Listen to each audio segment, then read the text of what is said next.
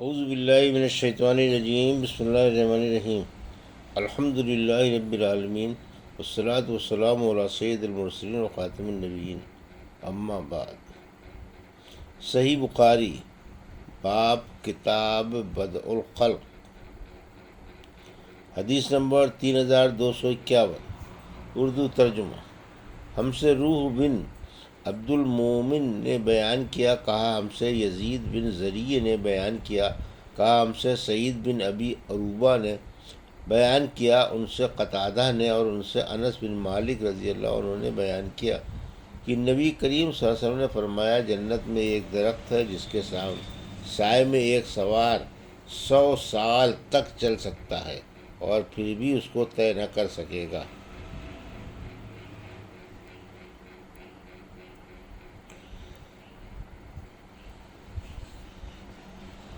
حدیث نمبر 3252، اردو ترجمہ۔ ہم سے محمد بن سنان نے بیان کیا، انہوں نے کہا ہم سے فلیج بن سلیمان نے بیان کیا، ان سے ہلال بن علی نے بیان کیا، ان سے عبد الرحمن بن ابی عمرو نے بیان کیا، اور ان سے ابو ہریرہ رضی اللہ عنہ نے بیان کیا کہ نبی کریم صلی اللہ علیہ وسلم نے فرمایا، جنت میں ایک درخت ہے جس کے سائے میں ایک سوار 100 سال تک چل سکے گا، اور اگر تمہارا جی چاہے تو یہ آیت پڑھ لو۔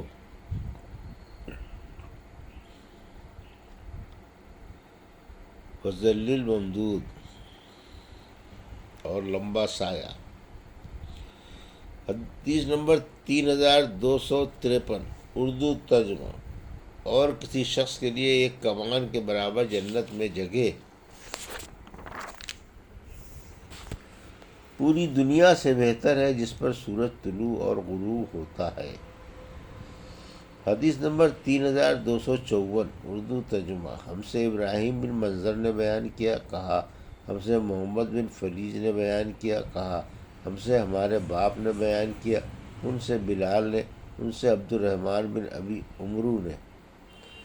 عمرہ نے، اور ان سے ابو ہریرہ رضی اللہ عنہ نے، نبی کریم صلی اللہ علیہ وسلم سے کہ سب سے پہلا گروہ جو جنت میں داخل ہوگا ان کے چہرے 14ویں رات کے چاند کی طرح روشن ہوں گے، جو گروہ اس کے بعد داخل ہوگا ان کے چہرے آسمان پر موتی کی طرح چمکنے والے ستاروں میں جو سب سے زیادہ روشن ستارہ ہوتا ہے اس جیسے روشن ہوں گے۔ سب کے دل ایک جیسے ہوں گے، نہ ان میں بغض و فساد ہوگا اور نہ حسد۔ ہر جنتی کی 2 حوریں بیویاں ہوں گی، اتنی حسین کہ ان کی پنڈلی کی ہڈی اور گوشت کے اندر کا گودا بھی دیکھا جا سکے گا۔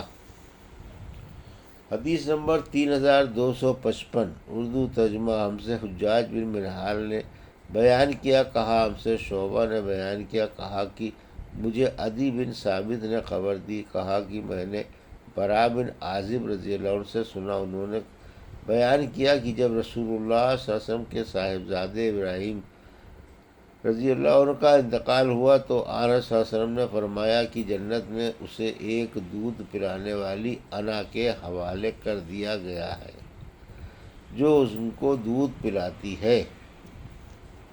حدیث نمبر 3250، اردو ترجمہ۔ ہم سے عبدالعزیز بن عبداللہ نے بیان کیا، کہا کہ مجھ سے امام مالک بن انس نے بیان کیا، ان سے صفوان بن سلیم نے، ان سے عطا بن یسار نے، اور ان سے ابو سعید خدری رضی اللہ عنہ نے کہ نبی کریم صلی اللہ علیہ وسلم نے فرمایا، جنتی لوگ اپنے سے بلند کمرے والوں کو اوپر اسی طرح دیکھیں گے جیسے چمکتے ستاروں کو جو صبح کے وقت رہ گیا ہو آسمان کے کنارے پورب یا پشچم میں دیکھتے ہیں۔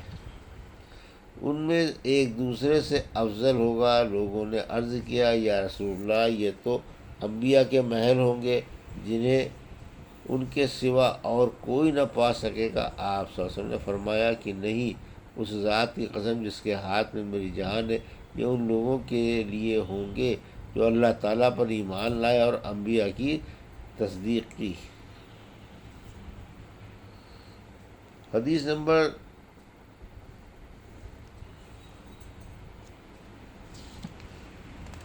3257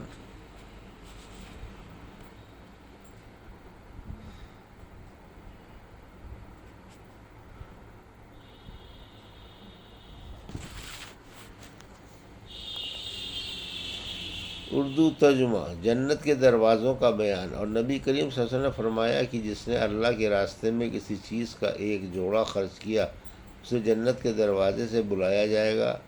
اس باب میں عبادہ بن صامت نے نبی کریم صلی اللہ علیہ وسلم سے روایت کی ہے۔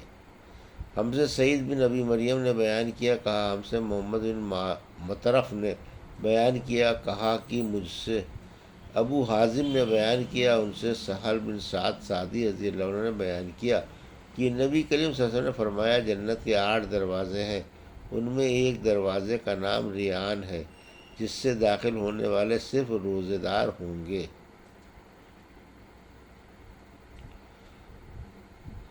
حدیث نمبر 3258۔ اردو ترجمہ۔ دوزخ کا بیان۔ اور یہ بیان کی دوزخ بن چکی ہے، وہ موجود ہے۔ سورہ نبا میں جو لفظ غساقہ آیا ہے اس کا معنی پیپ لہو۔ عرب لوگ کہتے ہیں کہ غسقت عینہ، اس کی آنکھ بہہ رہی ہے۔ یغسق جرح، زخم بہہ رہا ہے۔ غساق اور غسیق دونوں کے ایک ہی معنی ہے۔ غسلین کا لفظ جو سورہ حاقہ میں اس کے معنی دھون یعنی کسی چیز کے دھونے میں، جیسے آدمی کا زخم ہو یا اونٹ کا جو نکلے۔ فعالین کے وزن پر غسل سے مشتق ہے۔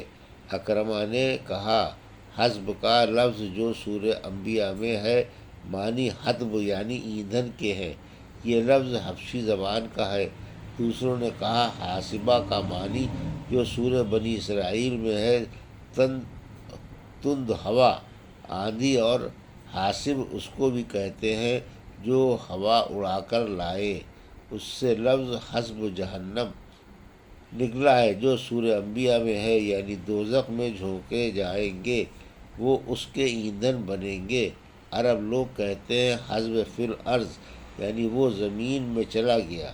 حسب حسیہ، حسباء سے نکلا ہے یعنی پتھریلی کنکریاں۔ سدید کا لفظ جو سورہ ابراہیم میں ہے اس کا معنی پیپ اور لہو کے ہے۔ خبط کا لفظ جو سورہ بنی اسرائیل میں ہے اس کا معنی بجھ جائے گی۔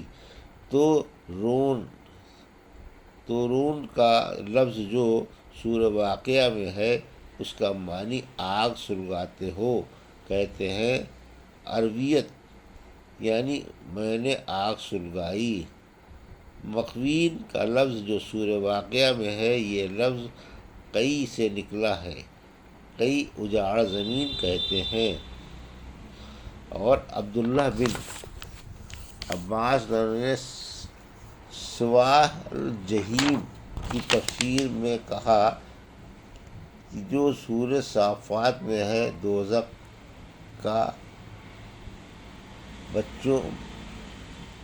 کا بیچو بیچ کا حصہ۔ لشو بامن حمیم جو اسی صورت میں ہے اس کا معنی یہ ہے کہ دوزخیوں کے کھانے میں گرم کھولتا ہوا پانی ملایا جائے گا۔ الفاظ زفیر اور شہیق جو سورہ ہود میں ہے ان کے معنی آواز سے رونا اور آہستہ سے رونا۔ لفظ وردہ جو سورہ مریم میں ہے یعنی پیاسے۔ لفظ غیا جو اسی صورت میں ہے یعنی ٹوٹا نقصان۔ اور مجاہد نے کہا لفظ یسجرون جو سورہ مومن میں ہے یعنی آگ کا ایندھن بنیں گے۔ لفظ نحاس جو سورہ رحمان میں ہے اس کا معنی تانبا جو پگھلا کر ان کے سروں پر ڈالا جائے گا۔ لفظ ذوقوا جو کئی صورتوں میں آیا ہے اس کا معنی یہ ہے کہ عذاب کو دیکھو، منہ سے چکھنا مراد نہیں ہے۔ لفظ مارج جو سورہ رحمان میں ہے یعنی خالص آگ۔ عرب لوگ کہتے ہیں مرج الامیر رعیت یعنی بادشاہ اپنی رعیت کو چھوڑ بیٹھا۔ وہ ایک دوسرے پر ظلم کر رہے ہیں۔ لفظ مریج جو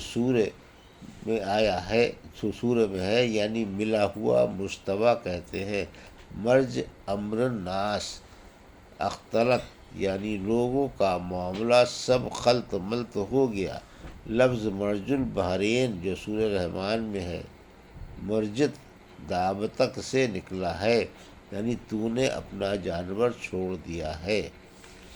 ہم سے ابو ولید نے بیان کیا، کہا ہم سے شعبہ نے بیان کیا، ان سے مہاجر ابو الحسن نے بیان کیا کہ میں نے زید بن وہب سے سنا، انہوں نے بیان کیا کہ میں نے ابو ذر رضی اللہ عنہ سے سنا، وہ بیان کرتے تھے کہ نبی کریم صلی اللہ علیہ وسلم ایک سفر میں تھے، جب حضرت بلال رضی اللہ عنہ ظہر کی اذان دینے اٹھے تو آپ نے فرمایا کہ وقت ذرا ٹھنڈا ہو لینے دو۔ پھر دوبارہ جب وہ اذان کے لیے اٹھے تو پھر آپ نے انہیں یہی حکم دیا کہ وقت اور ٹھنڈا ہو لینے دو، یہاں تک کہ ٹیلوں کے نیچے سے سائے ڈھل گئے۔ اس کے بعد آپ نے فرمایا کہ نماز ٹھنڈے اوقات میں پڑھا کرو، کیونکہ گرمی کی شدت جہنم کی بھاپ سے پیدا ہوتی ہے۔ حدیث نمبر 3259، اردو ترجمہ۔ ہم سے محمد بن یوسف نے بیان کیا، کہا ہم سے سفیان ثوری نے بیان کیا، ان سے اعمش نے، ان سے ذکوان نے، اور ان سے ابو سعید خدری رضی اللہ عنہ نے بیان کیا کہ نبی کریم صلی اللہ علیہ وسلم نے فرمایا نماز ٹھنڈے وقت میں پڑھا کرو، کیونکہ گرمی کی شدت جہنم کی بھاپ سے پیدا ہوتی ہے۔ یہ تھی صحیح بخاری باب کتاب بدء الخلق کی حدیث نمبر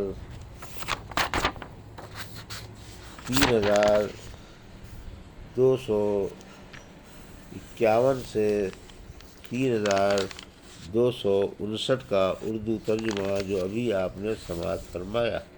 اللہ سے دعا ہے کہ اللہ ہمیں حدیثوں کی صحیح سمجھ عطا فرما اور ان پر عمل کرنے کی توفیق عطا فرما، آمین یا رب العالمین۔